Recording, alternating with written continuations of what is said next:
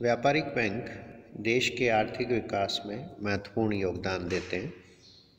किसी भी देश के आर्थिक क्षेत्र में व्यापारिक बैंक की बहुत महत्वपूर्ण भूमिका है।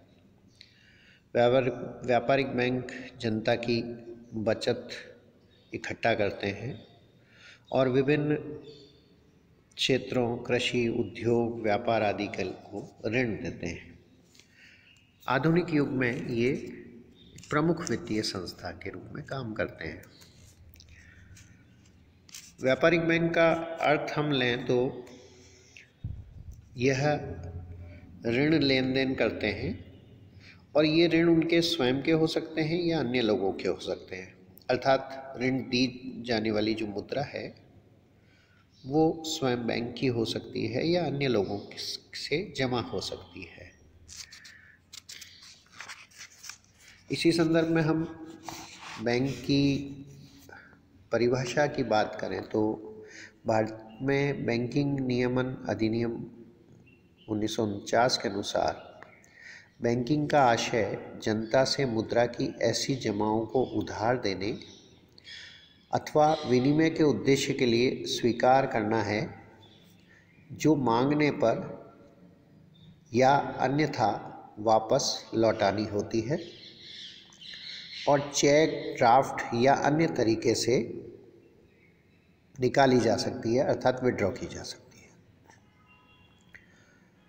यहाँ हम देखें तो दो बात हो गई कि वह वित्तीय संस्था जो चेक से संचालित जमा स्वीकार करती है और उधार देती है।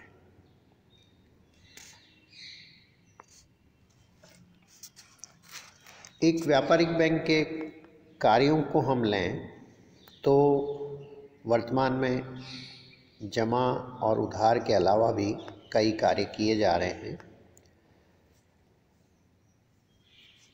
कार्यों में प्रमुख लें हम तो पहला है जमा स्वीकार करना। व्यापारिक बैंक भारत के संदर्भ में हम देखें तो चालू खाते के रूप में, बचत खाते के रूप में और अवधि जमा फिक्स डिपॉजिट के रूप में पैसा जमा करते हैं। चालू खाता सामान्यतः व्यापारी की सहूलियत के लिए होता है। इसमें ब्याज अपेक्षाकृत कम होता है, लेकिन पैसा कई बार निकाला या जमा कराया जा सकता है। बचत खाता छोटी राशि की बचत करने वालों के लिए अधिक उपयुक्त है, जिन्हें अधिक बार जमा करवाना नहीं होता है या रुपया निकालने की आवश्यकता नहीं होती है।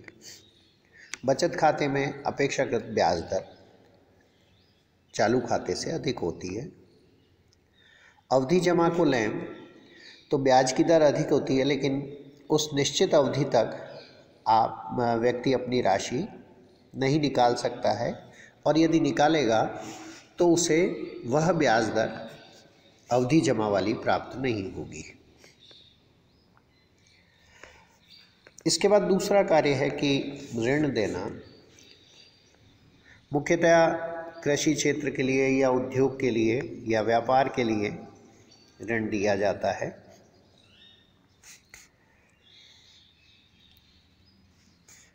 ऋण के संदर्भ में ग्राहक को कुछ सुविधाएं होती है। पहला हम लें नकद साख होती है। इसमें बैंक कच्चे माल या तैयार माल या अर्धनिर्मित माल को गिरवी रखकर व्यापारी को एक सीमा तक रुपया उधार देता है। उधार लेने वाला अपनी आवश्यकता अनुसार उस ऋण का उपयोग करता है और इसमें ब्याज काम में ली गई राशि पर ही लगाया जाता है। ऐसे में व्यापारी को अपने माल पर नकदी प्राप्त हो जाती है। दूसरा है ओवरड्राफ्ट की व्यवस्था, जिसमें बैंक ग्राहक को उसके खाते में रखी जमा से कहीं ज़्यादा राशि निकालने का अधिकार देता है, जिस पर ब्याज दर अपेक्षाकृत ऊंची होती है। ओवरड्राफ्ट सुविधा पुराने और प्रतिष्ठित ग्राहक को ही सामान्यतया दी जाती है। तीसरा है ऋण या अग्रिम राशि, जो कि बैंक द्वारा स्वीकृत ऋण हैं, जिसके पीछे सामान्यतया जमानत रखी जाती है, सोना या चांदी या जेवर, किसी भी अचल संपत्ति के रूप में। बैंक विभिन्न गतिविधियों के लिए उधार ऋण देते हैं। एक और चौथा कार्य है कि चौथा भाग ले लें हम ऋण के संदर्भ में, तो बिलों की खरीद और कटौती भी होती है कि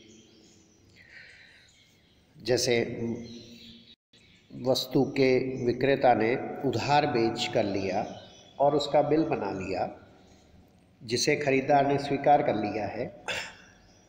ऐसे में विक्रेता उस बिल से डिस्काउंट काटकर रुपया बैंक से प्राप्त कर लेता है और अवधि समाप्त होने पर बैंक उस खरीदार से बिल की राशि प्राप्त कर लेगा।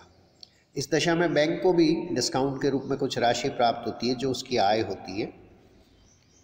भारत में देखें तो बिल बाजार अभी पूरी तरह से विकसित नहीं है।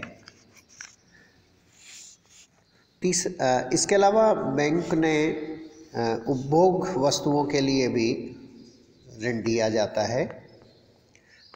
उपभोक्ता वस्तुओं की खरीद ले लें हम, या शिक्षा के लिए भी ऋण अब बैंक देने लगे हैं।